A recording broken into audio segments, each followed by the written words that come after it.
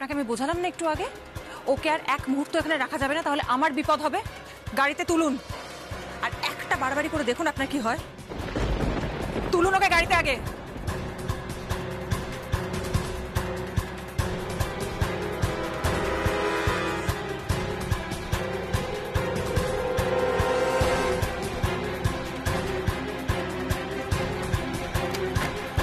Madam madam আর একবার ভেবে দেখুন, মেয়েটির কিন্তু রিয়েলি শরীর খুব খারাপ।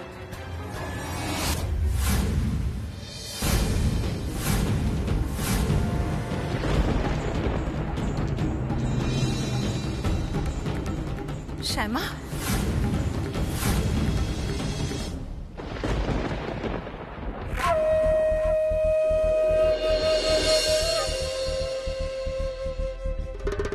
মা,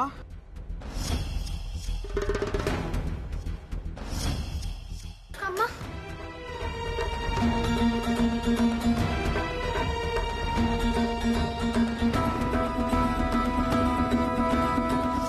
কি মা? মুন্নি, শিবা, তোমরা বাড়ি ফিরে যাও। কৃষ্ণাকে আমি ধরে ফেলেছি, আমি ওকে নিয়ে তবেই বাড়ি ফিরবো। ধরে ফেলেছো মানে? কাম্মা, কৃষ্ণা কোথায়? মা, তুমি বলে ফেলো কৃষ্ণা কোথায়? মুন্নি, কৃষ্ণা গাড়িতে আছে, তোমরা এখান থেকে যাও। মেজদিদি কৃষ্ণাকে নিয়ে পালানোর চেষ্টা করেছিল আর আমি ধরে ফেলেছি। কাম্মা, তুমি কি করে জানলে কৃষ্ণাকে নিয়ে মা এখানে এসেছে? হ্যাঁ সেটাই তো, আমরা তো জানতাম না, তোমাকে কে জানালো? আমার মেয়ে।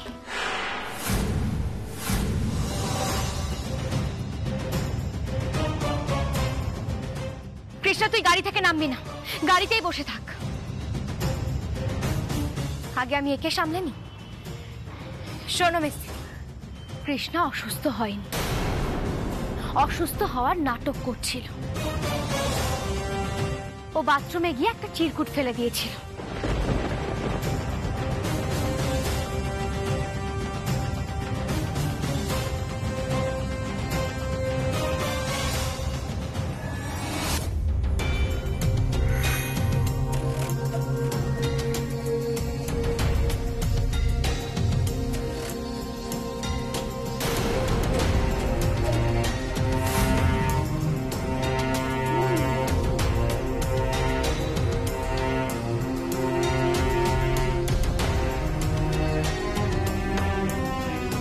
যিনি কাগজটা পাবেন তিনি যেন দয়া করে এই নিচের নাম্বারে আমার মাকে ফোন করেন এবং বলেন আমি এখানে আছি আর খুব বিপদের মধ্যে আছি।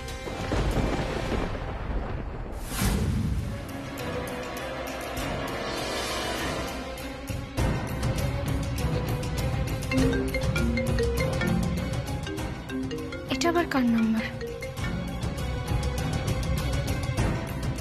হ্যালো, দেখুন আপনি কে বলছেন আমি জানি না। আমি হসপিটালের সামনে থেকে একটা কাগজ পেলাম, আর তাতে লেখা আছে যে আমাকে আটকে রাখা হয়েছে হসপিটালে। একবার দেখে নিন ম্যাডাম বিষয়টা।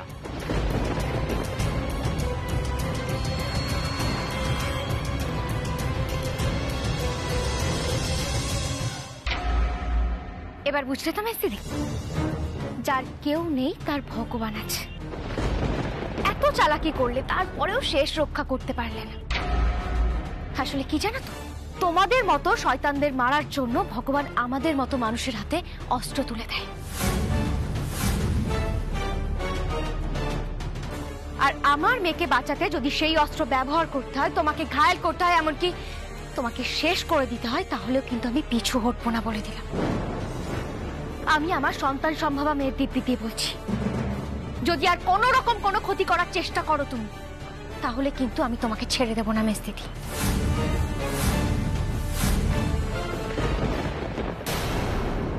খবরদার দিশা চৌধুরী, একদম সাহস দেখানোর চেষ্টা করবে না। নেমে আয় কৃষ্ণা, গাড়ি থেকে নেমে আয়। সরে যাও মেজদিদি ওখান থেকে। চলেন, তাড়াতাড়ি চল।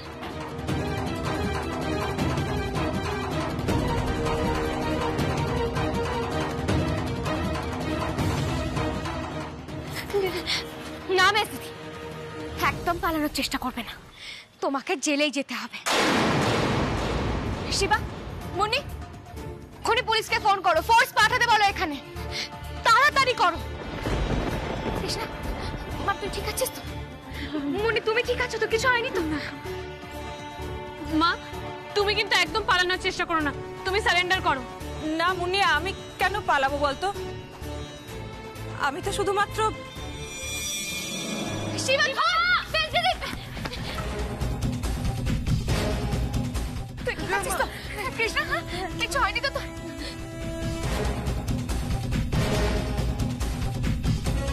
মেজো জেম্মা,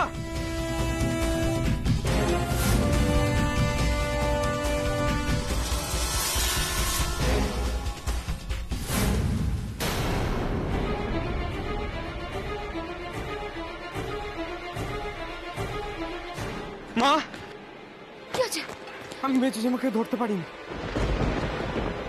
কত পালাবে ও? কতদিন পালাবে? একদিন না একদিন ওকে ধরা পড়তেই হবে।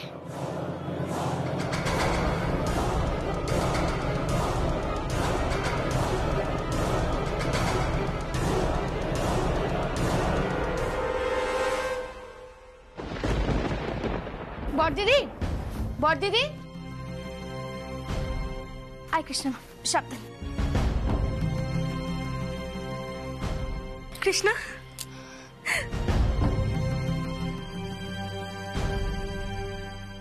তুই ঠিক আছিস তো মা?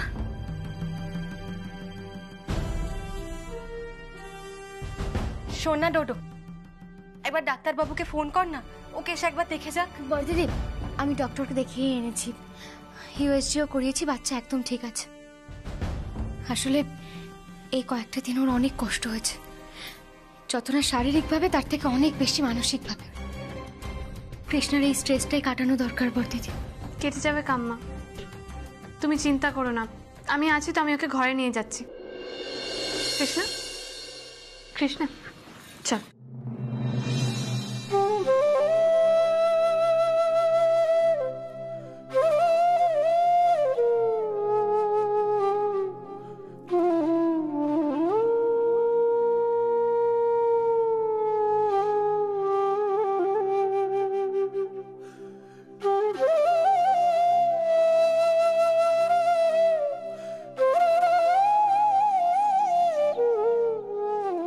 মা আমি জানি আমাকে মেজমা আটকে রেখে তোমাকে খুব কষ্ট দিয়েছে, সে সব কিছু আমি নিজের চোখে দেখেছি। মা মা মেজমা এত কেন খারাপ বলো তো?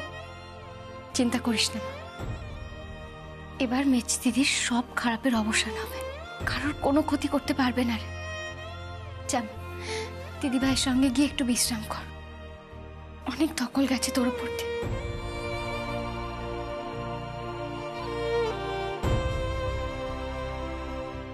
মনি, যা বোনকে নিয়ে ঘরে যাও।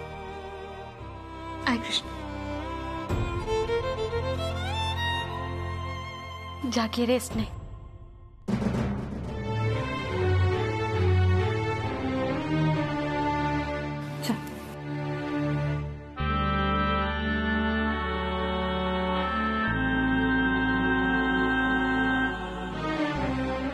ও অমৃত, বলছি ওই মহিলার কোনো খোঁজ পেলে?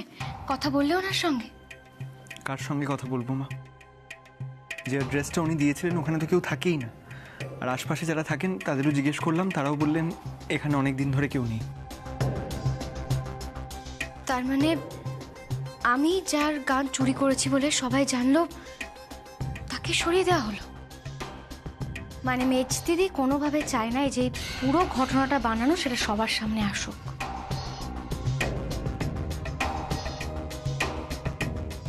শিবা, অনিরুদ্ধ, আমি একটা একক প্রোগ্রাম করতে চাই, তোমরা দুজন মিলে সেটা অ্যারেঞ্জ করো। মিডিয়াকে খবর দাও, শহরে বড় করে হোর্ডিং লাগাও। আগামী 9 তারিখ শ্যামা চৌধুরী একক অনুষ্ঠান করবে। মা তুমি কেন করতে চাইছো এই অনুষ্ঠান? এটা করে তো তোমার জীবনে আরো একটা ঝুঁকি বাড়াচ্ছ। কেন করতে চাইছো এই অনুষ্ঠান? মেজো জেম্মার কাছে আরো একটা সুযোগ হয়ে যাবে তোমার ক্ষতি করা। মা, যদি ভাড়াটে খুনিয়ে এনে তোমায় খুন করার চেষ্টা করে তখন তুমি কি করবে?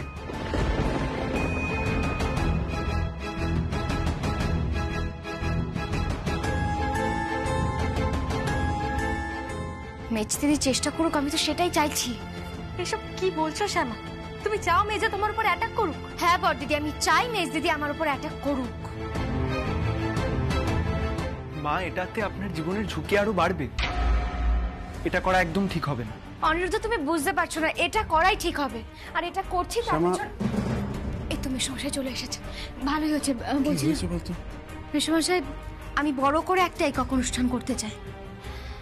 দেখুন, এই খবরটা তো মেজদিদির কানে ঠিক পৌঁছবে, আর মেজদিদি এই চান্সটা কোনোভাবে মিস করতে চাইবে না। আমার ওপরও ঠিক হামলা করবে। আমাদেরকেও কিন্তু তককে তককে থাকতে হবে, যাতে আমরা মেজদিদিকে হাতে নাতে ধরতে পারি। মেসমশাই, এমন ভাবে সিকিউরিটির ব্যবস্থা করতে হবে যাতে মেজদিদি ওখানে ঢোকার সঙ্গে সঙ্গে বেরোনোর সব রাস্তা বন্ধ হয়ে যায়। মা, তুমি যাই বলো না কেন, আমার মনে হচ্ছে তুমি একটু বেশি রিস্ক নিয়ে ফেলছো। মেজো জেম্মা কিন্তু বোকা মহিলা নন। উনি যদি আগে থেকে আন্দাজ করে ফেলে যে এটা মেজো জেম্মার জন্য একটা ফাঁদ পাতা হচ্ছে, সেটা বুঝে হয়তো আর নিজে এলো না, অন্য একজনকে পাঠিয়ে দিল, তখন? হ্যাঁ মা, আমারও তাই মনে হয়। এটারই চান্স কিন্তু বেশি। অনিরুদ্ধ, সেটা তো পরের ব্যাপার। দেখো, মেজদিদি সবার প্রথমে যেটা করবে সেটা হলো প্ল্যানিং। ঠিক যেই মুহূর্ত থেকে অনুষ্ঠানটা ঘোষণা করা হবে, ঠিক সেই মুহূর্ত থেকে মেজদিদি এটা প্ল্যানিং করবে কি করা যায়। আর প্ল্যানিংটা একা করা যায় না, তার জন্য কাউকে না কাউকে সঙ্গে নিতেই হবে। দেখো, আমাদেরকে কিন্তু খুব সতর্ক থাকতে হবে।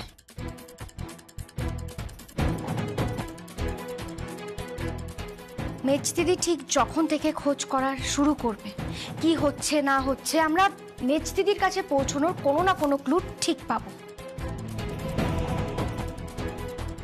কিন্তু তা যদি না পাস? না মেসমশাই, আমরা কোনো না কোনো ক্লু ঠিক পাবো। মেজদিদিকে আমার থেকে বেশি আর কেউ চেনে না। ওর আমার উপর অনেক রাগ। নিজের জীবনের তোয়াক্কা না করেও আমার ক্ষতি করার চেষ্টা করবে। আমার মৃত্যু নিজের চোখে দেখার চেষ্টা করবে, আর সেই সুযোগটাকে আমাদের কাজে লাগাতে হবে। অনেক হয়েছে, অনেক সহ্য করেছি। এবার দিশা চৌধুরীর সব শয়তানি আমি শেষ করতে চাই। কৃষ্ণের দিব্যি দিয়ে বলছি, 9 তারিখ দিশা চৌধুরীর সব ষড়যন্ত্র, সব খেলা আমি নিজের হাতে শেষ করব।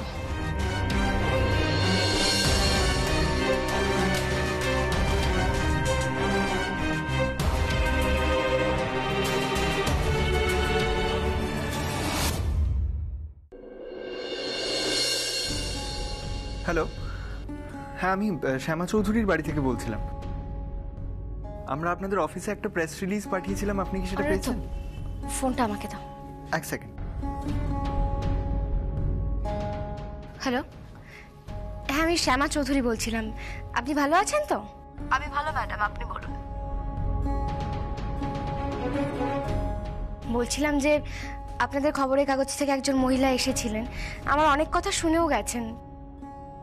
আমি নিজের মুখে এটা স্বীকার করেছিলাম যে আমি অন্যের গান সুর চুরি করে এতদিন নিজের বলে চালিয়েছি। আসলে এই প্রত্যেকটা কথাই আমাকে দিয়ে জোর করে বলানো হয়েছিল। দিশা চৌধুরী আমার মেয়েকে আটকে তাকে মেরে ফেলার হুমকি দিয়ে আমাকে এই কথাগুলো বলতে বাধ্য করেছিলেন।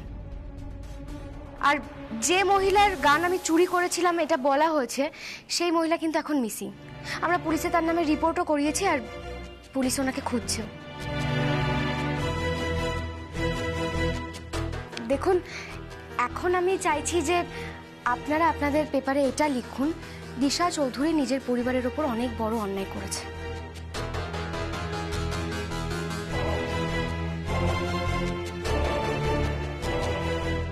শ্যামা চৌধুরীকে বদনাম করবে বলে এই কথাগুলো বলতে বাধ্য করিয়েছে।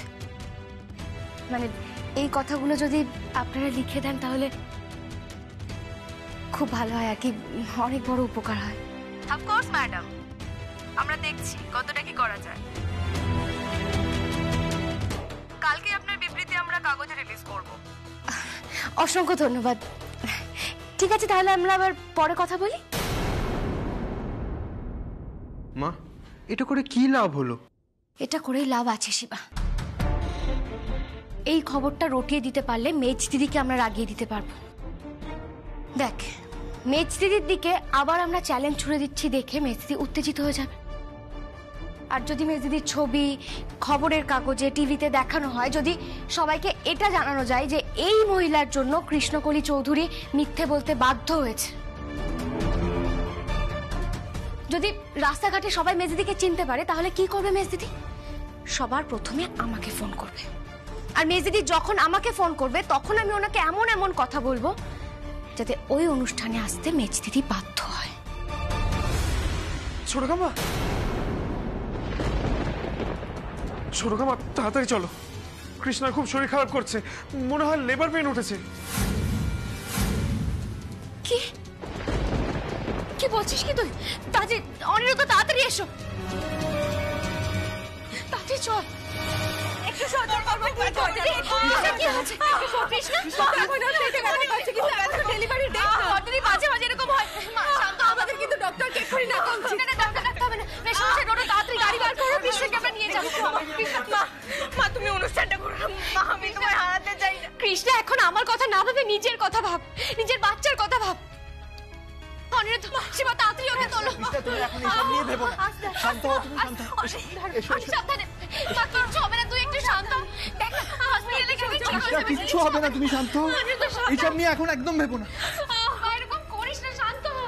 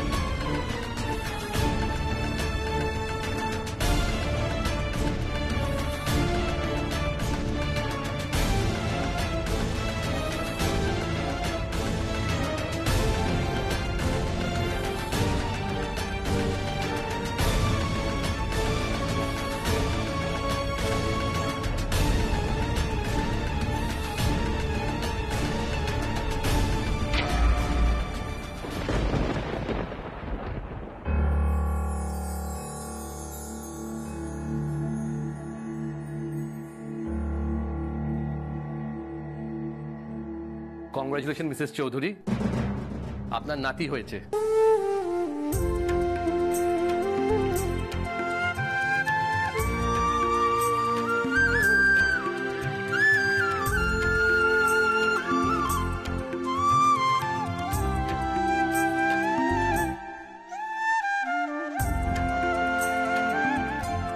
ডাক্তারবাবু, বলছি মা বাচ্চা দুজনেই ঠিক আছে তো?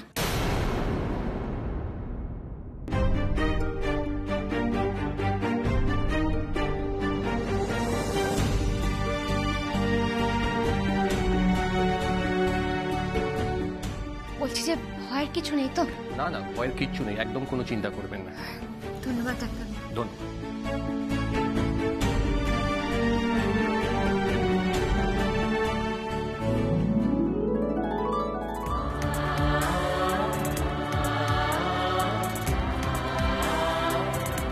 এই শিবা, বলছি বাড়িতে ফোন করে বড়দিদিকে বল যে সবাইকে জানাতে। তাড়াতাড়ি কর।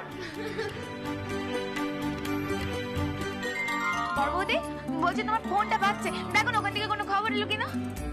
হ্যালো জেম্মা, জেম্মা বোনের ছেলে হয়েছে। কি বললি? সত্যি বলছিস? আমাদের কৃষ্ণার ছেলে হয়েছে রে। ছেলে হয়েছে, আনন্দের খবর। আমি কি এক করে মাকে জানিয়েছি? দাঁড়া দাঁড়া দাঁড়া, শোন, মাকে আমি খবর দিতে যাবো, তোকে যেতে হবে না, আগে সব শুনতে দে।